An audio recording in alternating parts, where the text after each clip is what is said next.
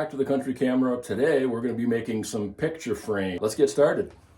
One of the things I found online that has made my life a lot easier when it comes to picture frame making is this worksheet from Alm Fab. I'll put a link in the description. Basically, it's just a worksheet to build your picture frame. It makes the math really easy. You can write it down. You can put the name of your artwork on it so it's repeatable. But yeah, I definitely recommend doing this. It makes your life a lot easier, makes the math a lot easier. And the other part, and I'll show this here in a second, is making a miter sled. There's all kinds of good instructions on YouTube about creating a miter sled. I love it. It makes the math, it's easy, it's repeatable. You just have to worry about taking the inner dimensions off your worksheet, getting it laid out on your miter sled, and then you're in business. It's easy to repeat the same exact lengths, which is important in making picture frames. But yeah, I would recommend doing that if you have the ability to make a miter sled. It makes picture frame making a lot easier. This is the board that I'm going to use to start cutting up some strips for my picture frame. I love to use reclaimed lumber. Again, I'm a little bit cheap, so if I can reuse something that I have kicking around the house, then I'm going to do that. It's painted blue. It's not going to matter. It's a little dirty. That's not going to matter. We're going to get it all sanded down, looking pretty. We're going to fill in the nail holes when the time comes for all the nails that I pulled out of it. Get it repainted, and it'll look all right when we're all done with it. But so the first process in stripping this board down to make a frame is I'm just going to cut it down to the length of the longest pieces of my frame. Well, a little bit longer than that, because by the time you cut the 45-degree angles, you're going to need a little bit of extra length. So I'll figure that math out. I'll cut it to length, and then I'll start cutting it into strips to use as the picture frame. So the top and bottom of these frames that I'm making, I've got 3 frames that I'm going to make. They're all the same size for a landscape format photo. They're 16 by 24 prints plus the mat. That gives me the inner dimension. So the inner dimension for the top, or the length for the top and the bottom parts of the frame, are 27 and 5/8. So I'm going to add in a little wiggle room on that so I can cut off the ends. The end of this board is buggered up a little bit, so I'll probably trim that off. So I'm going to cut this at about, I don't know, 30, 33, 34 inches.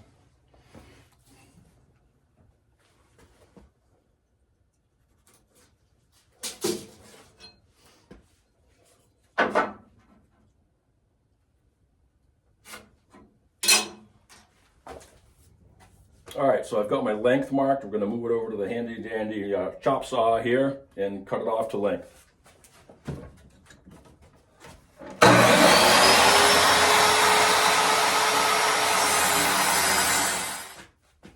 All right, next, now that I've got a couple of pieces of wood to work with here for my frame, I'm going to rip them down to the width that I want the individual strips for the 4 sides of the frame.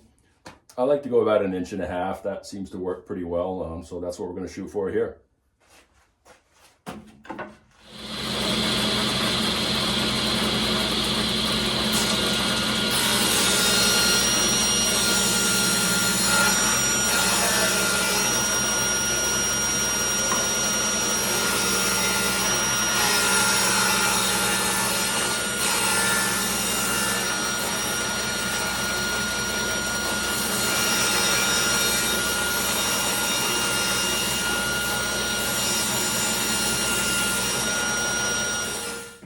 Seems like I always forget to do something. In this case, forgot to put on my mask. Lungs full of sawdust, not necessarily a good thing. I've got both ends of the barn open. The wind is blowing, so it is moving the sawdust out, but always wear a mask. Keep the sawdust out of your lungs.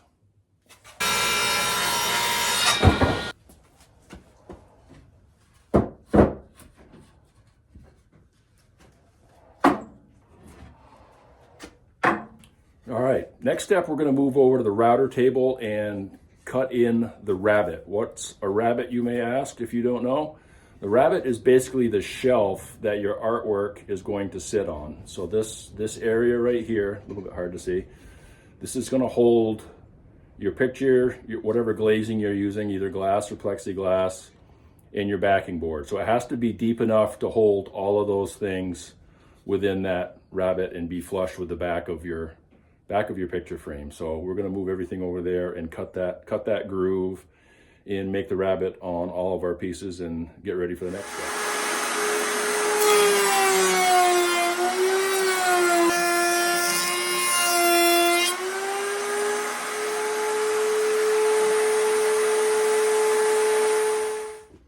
All right, we've got our rough stock. We've got 3 sets of rough stock cut to the rough length and the right width, that 1.5 inch width that I like for my picture frames. Next, we'll be setting up the miter sled and starting to cut 45s in these 3 sets of frames. All right, just so you have a little bit better idea what we're talking about when I'm saying miter sled, this is what we're talking about. So the first cut is right here. That's not as critical. I'm simply making a 45-degree cut on that end. This is the side that's important, where it has to be measured.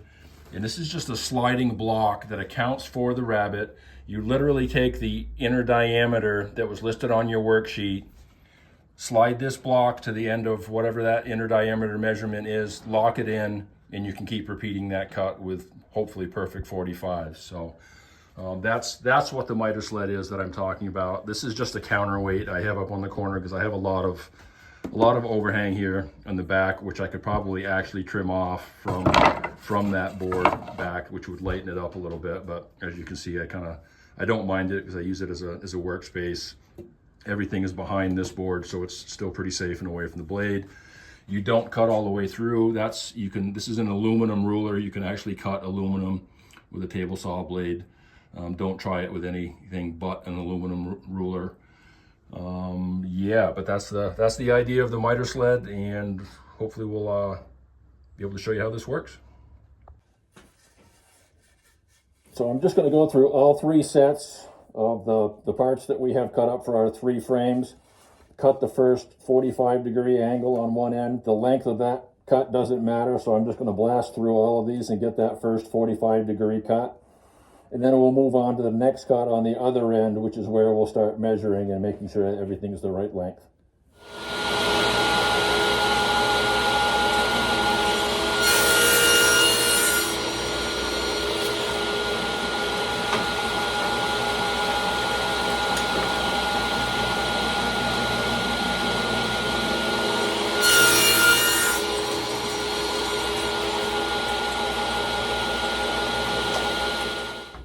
I mean, come on, how slick is that? Now, because we used our handy dandy Almfab picture frame worksheet, we know that the long side is going to measure exactly 27 5/8. So I've got my slider set at 27 5/8.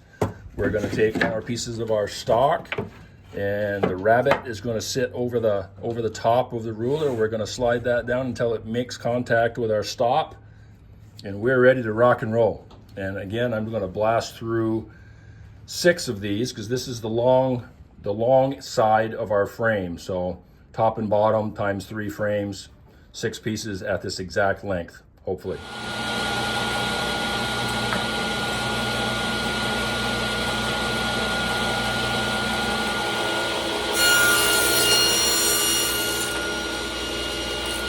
So that's all the sawdust I'm making for today. We've got 6 long pieces, 6 short pieces, enough to make our 3 frames. Again, the beauty of that miter sled and the measuring block there is it's repeatable. Your measurements are the same, and that's really critical, having the exact same length cuts, top and bottom and side to side, to make your miters work. So we're all milled up. We're ready to rock and roll. As you can see, I've got some fuzzies on there to do some sanding. That'll come later, but yeah, the next part will be start to glue these up and get some V-nails in them, and then we'll sand and paint, and we'll go through that process here in a little bit as well. Okay, we made it out of the wood shop with all of our fingers intact, so that's a win. Next steps are going to be gluing this up, getting it all put together, and we'll get started on that. So I've got all of my pieces of my frame laid out. We're going to apply glue on both surfaces of that miter joint. We're going to get it put into the Logan Studio press and get everything glued together and nailed together. So stand by for that.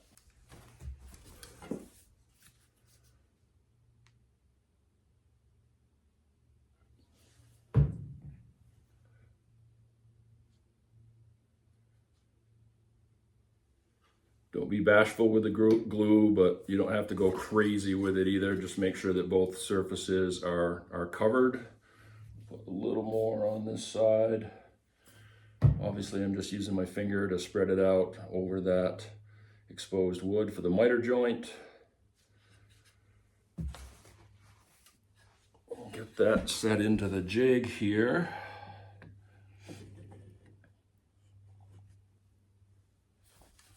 And you can see that the miter joint's not too bad. The miter sled makes pretty good miter corners, so pretty happy with that turnout. And we'll crank this clamp down, which pushes it all together, makes a good tight fit, and then we'll get some nails put into it.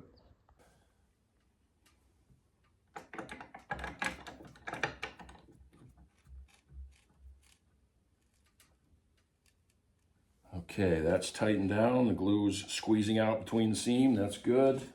We'll flip this over so the part of the frame that will be showing is now facing down. There's a little foot that you swing down on the press. You adjust that to make contact with the feet that hold the jig. That sets the proper height. And you swing that foot back out of the way. You get one of the V-nails. Hopefully you can see that. There's a magnetic nipple that sticks out of the bottom of that press.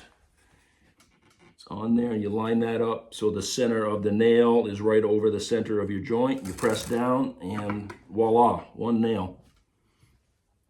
I like to use 2 nails on the bigger frames, a little extra strength, especially if you're using glass instead of plexi. Obviously glass is heavier than the plexi, so just a little added sense of security by putting 2 V-nails in instead of 1. I don't know if it's necessary or not, but I do. So that's what that looks like with the 2 nails in it. Okay, now I've got the next 2 pieces set up in the press. Again, we're going to add glue to both sides.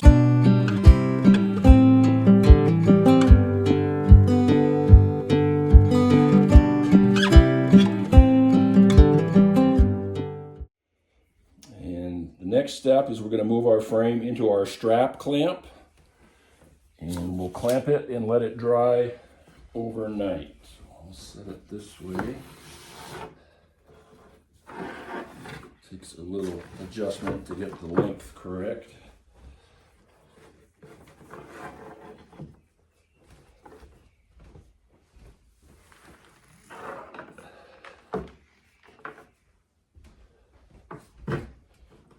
Pull out the slack.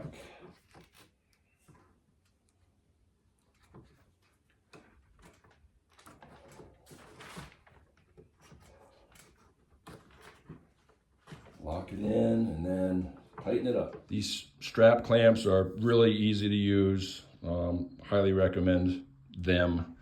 Makes the gluing really easy.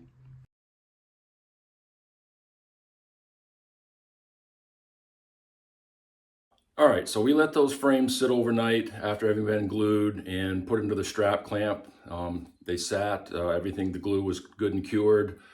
Probably the only thing more monotonous than sanding is watching someone sand, so I'll spare you that. I did sand the frames down. I have a small palm sander, which I did the face of the frame, and then I actually just took a piece of sandpaper and hand sanded the rabbet and the inside of the frame.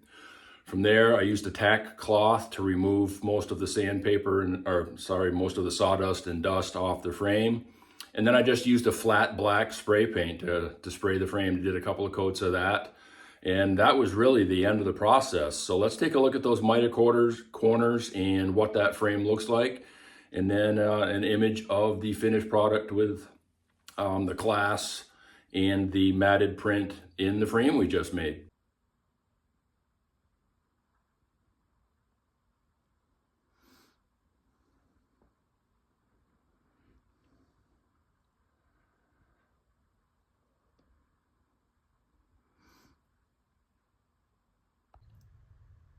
And the final finishing touches on the back was just gets the frame sealed up with some frame sealing tape and the hanging hardware.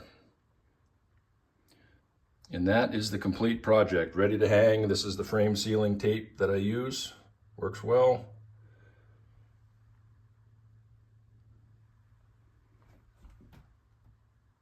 And that's it. All right, so that's it. That's the process from a raw blue painted nail hole filled piece of scrap wood to the finished frame and mounted photo. So yeah, that's it. It's rewarding, it's fun, it's a good way to save a little bit of money, and gives you a sense of pride when it's all put together and it looks halfway decent. Hey, big favor to ask of you. If you enjoyed this video, if you found it helpful, give me a like, give me a subscribe if you love it, and we look forward to seeing you again on the next issue of The Country Camera.